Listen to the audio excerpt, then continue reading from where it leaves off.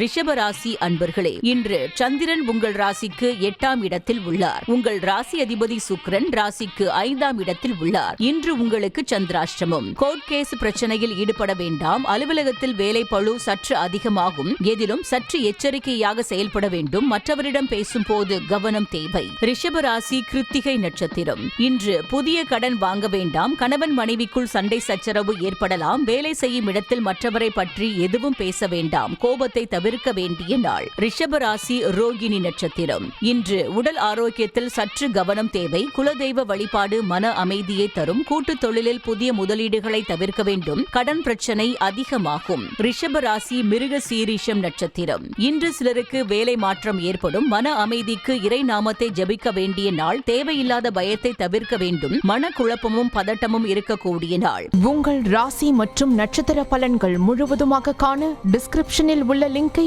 Click செய்யவும்.